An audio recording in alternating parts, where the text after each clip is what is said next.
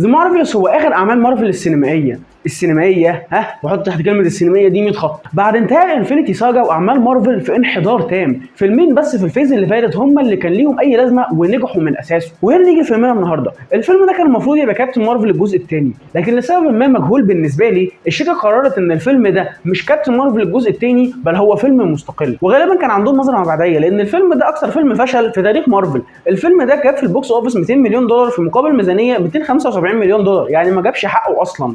التقييم بتاعه على سينما سكور هو بي، وده من اقل التقييمات في عالم مارفل بالكامل. الروتن توميروز بتاعه مع انه لسه فريش ولكنه برضه 62%. تريلر فيلم ذا مارفلز كان فيه حاجات حسسك ان الفيلم ده هيبقى مثير للاهتمام شويه. هو فكره ان الابطال بتوعنا كل ما بيستخدموا قدراتهم في نفس الوقت بيبدلوا اماكنهم. الفيلم ده على الرغم من الفكره الكويسه اللي فيه ولكنه مع الاسف عانى من المشكله اللي بتعاني منها كل افلام مارفل من بعد انفينيتي ساجا. فتعالوا اقول لكم ايه هي. اهلا بيكم، معاكم محمود وسام من قناه ايجيبشن نيرد، والنهارده معانا فيلم ذا مارفلز هنبص عليه عشان نحاول نتعلم منه ونشوف عمل ايه كويس وعمل ايه وحش، واجاوبكم على سؤال هو ليه فشل. فيلم ذا مارفلز الحاجه اللي عجبتني فيه هي الفكره اللي كانت جديده فعلا، ان الابطال بتاعنا كل ما بيستخدموا قدراتهم في نفس الوقت بيبدلوا اماكنهم، ودي كانت فكره كويسه طلع منها حاجات حلوه، زي ان الابطال بتاعنا فجاه بيتنقلوا في احداث بتتحرك بالفعل، زي لحظات لطيفه ما بين الشخصيات وما بين بعض، زي لحظات كوميديه فعلا ظريفه. لكن مع الاسف كل ده باظ لان احنا بنتعامل هنا مع الام سي يو. براند كان في وقت من الاوقات معانا كان اتفرج على حاجه مثيره للاهتمام، ولكن دلوقتي بقى معناه ان احنا هنبوظ الفيلم بتاعنا بحاجات ملهاش اي 30 لازمه. تعالوا اقول لكم زي ايه. اول مشكله عانى منها الفيلم ده هي ان كل حاجه في الفيلم هي عباره عن جيميك وملهاش اي قيمه غير قيمه الجيميك ذات نفسها. الجيميك هي عباره عن فكره مبسطه سهله على الجمهور ان هو يستوعبها ويفهمها بسرعه، زي ان بدله انت مان بتخليه يصغر، او زي ان انفينيتي جauntlet بيتحط فيه حجاره بتخليه قوي، ودي بتبقى حاجه كويسه في انك تحاول تبني قيمه لشيء ما او لشخص ما. لكن المشكله ان في الفيلم ده قيمه الشيء ده او الشخص ده مفيش فيها اكتر من قيمه الجيميك ذات نفسه، سواء شخصيات او سواء قصه او سواء سيكونس مشاهد كامله. تعالوا اوريكم قصدي ايه. هنبتدي الاول بالشخصيات. تعالوا نبص على تقديم الفيلم بتاعنا. هي وصلت لكوكب علشان بتدور على حاجه، هل احنا عارفين اي حاجه عنها؟ هل شفناها في مشهد اكشن يخلينا نخاف منها؟ لا، بس هي معاها الهامر اللي كانت مع فيلن سابق قبل كده في الام سي يو، رونان، عشان كده يبقى هي اكيد الفيلن مش كده؟ وبالنسبه لخطتها هل نعرف عنها اي حاجه؟ هل شفنا منها اي حاجه تخلينا ناخدها على محمل الجد؟ لا، بس هي اخذت الاساور دي اللي شفناها مع واحد من الابطال، علشان كده اللي هي عايزه تعمله اكيد شيء مهم، صح؟ وانتهى التقديم. Is that it? I think so. تعالوا نشوف لما الابطال بتوعنا قابلوا الفيلن لاول مره ايه اللي حصل. هي لبست الاساور عشان تمتص هجوم كابتن مارفل، وجمعت القوه اللي سرقتها في الاساور مع قوه الهامر عشان تبقى قويه وتقدر تحاربهم.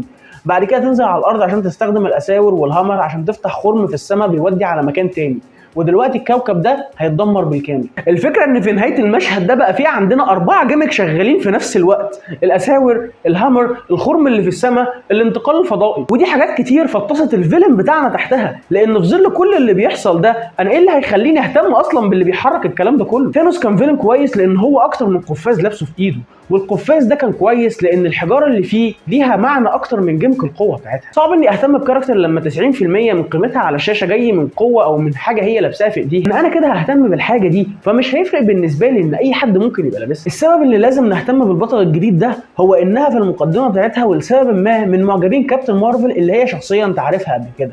وبص كده، ده في حاجه غريبه حصلت في الاساور بتاعتها، وانتهى التقديم. Frankly, my dear, I don't give a damn. دلوقتي تعالوا نبص على القصه اللي هي حرفيا مبنيه على جيميك. عندنا كابتن مارفل اللي عرفت عن وجود الفيلن بتاعنا بسبب الاثر بتاع الخرم اللي هي بتفتحه في السماء. What do you know about the surge in the jump point system a few hours ago?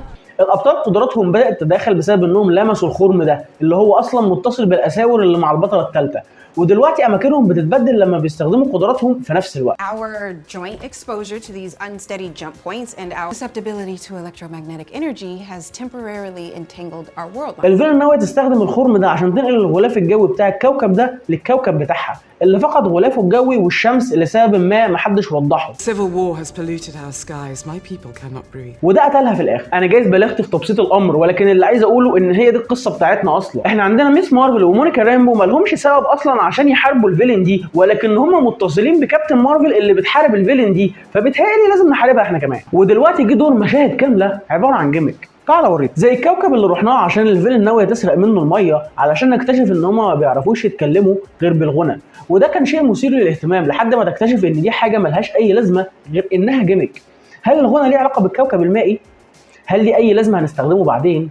بالتاكيد لا، ده مجرد مشهد فيه ناس بترقص وبتغني ومش هنرجع له تاني. للمره الثانيه هقول الجيمك بيبقى ليها معنى لما بتستخدم في انك تبني قيمه لشيء بعيدا عن قيمه الجيمك ذات نفسه. زي مشهد القطط مثلا، القطط دي مش موجوده في الفيلم هنا عشان تبقى كيوت او لطيفه وخلاص، لا ده هي موجوده عشان احنا هنستخدمهم في ان احنا نتخطى عقبه هتيجي قدام، وفي الغالب ده شيء ما كانش بيحصل في الفيلم. فكره التبديل ما بين الشخصيات فكره جميله جدا، ولكن ما لهاش اي لازمه غير مشاهد الاكشن الفوضويه، وكأن صناع الفيلم كان عندهم فكره حلوه ما كانوش عارفين ازاي يستخدموها في حاجه اكتر من كده.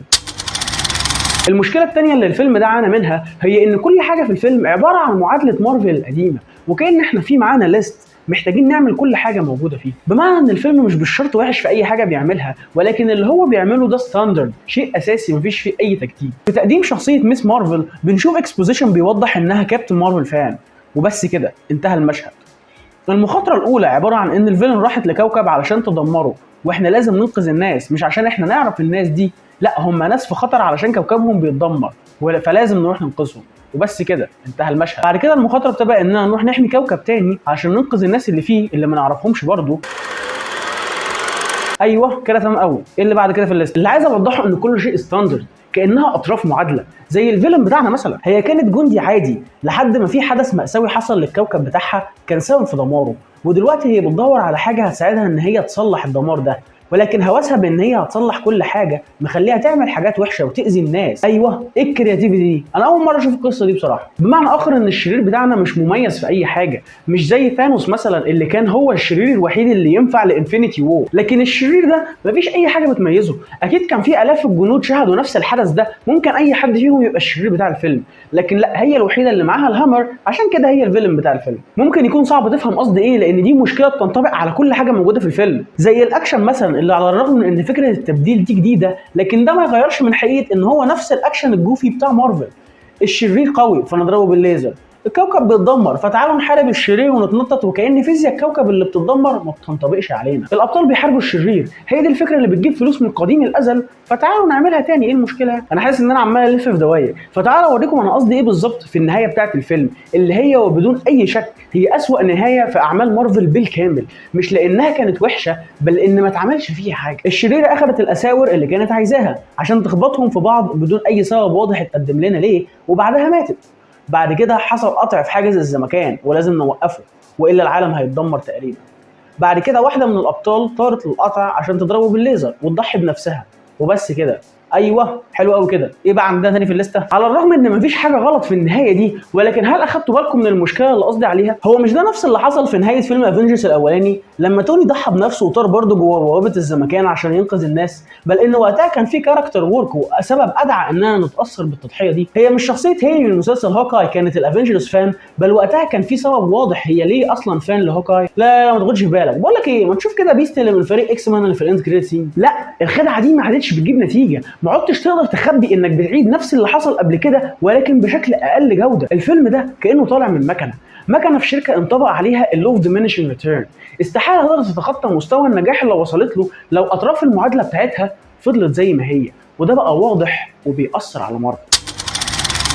المشكله الثالثه اللي مأثره على الفيلم ده هي المشكله اللي مأثره على كل افلام مارفل، هو الهوس بان كل شيء يبقى مرتبط ببعض. لما كان العالم بتاعك صغير المشكله دي ما كانتش واضحه، ولكن دلوقتي العالم بتاعك كبر بشكل فظيع مخليك محتاج يبقى في معاك دكتوراه في الام سي يو عشان تفهم اي حاجه في الفيلم. على سبيل المثال ان قيمه بعض الشخصيات اللي موجوده في الفيلم ده ملهاش اساس في الفيلم ذات نفسه بل في اعمال تانية. شخصيه ميس مارفل واحده من الشخصيات الكويسه في الفيلم واللي كانت عجباني شخصيا بسبب اداء الممثله اللي بتأديه، وانا كنت عايز ارتبط معاها واحبها، ولكن المشكله ان ما تقدمليش حاجه تخليني ارتبط معاها. كل اللي اعرفه عنها ان معاها اساور سحريه وانها كابتن مارفل فان، ودي حاجه كويسه لحد ما نكتشف ان ده كل اللي هي بتعمله في الفيلم بدون اي سبب واضح هي ليه اصلا فان لكابتن مارفل. Captain Marvel was in our house.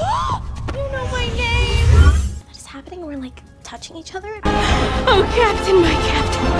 لكن لا ما ينفعش ارتبط بالشخصيه دي غير لما اتفرج على مسلسل 6 حلقات 4 ساعات ونص عشان بس افهم الشخصيه دي، ودي مش حاجه بس بتقلل المتعه، لا دي بتسبب ارتباك. مونيكا رامبو ليها ارتباط عاطفي مع كابتن مارفل من الجزء الاول وفلاش باك موجود في الفيلم ده، فده شيء كويس للشخصيه صح. اللي مش كويس للشخصيه بقى هو كل حاجه ثانيه. اول الفيلم هي رائد فضاء في بدله فضائيه، تمام قوي كده. بعد كده خرجت دراعها من بره البدله الفضائيه، بعد كده قلعت البدله في الفضاء بدون اي مشاكل من اي نوع. ايه؟ بعد كده قالت ان عندها الكترومagnetic باورز اخدتها من ساحره. I walked through a radiation shielding barrier of a witch hex and now I can manipulate and see all wavelengths of the electromagnetic spectrum. ولان عندها القدرات دي فهي فجاه لازم تطير. Monica, you gotta fly. واللي فجاه تحول لاساس المشهد اللي بنتفرج عليه ده. نعم. من الصعب اني اهتم بانقاذ طاقم نيك فيوري لو انا اصلا ما اعرفش عنهم حد. من الصعب اني اهتم بالشرير لو انا مش فاهم قدراتها اصلا. في البدايه تبان واحده ست فضائيه عاديه هي بس معاها اداه سحريه، وبعد كده الاقيها بتنط من مركبه فضائيه وكأن جسمها ما بياخدش اي نوع من انواع الدمج. الى جانب ان الفيلم ده بيعتمد زياده عن اللازم على باك ستوري مش مفهوم ابعادها اصلا.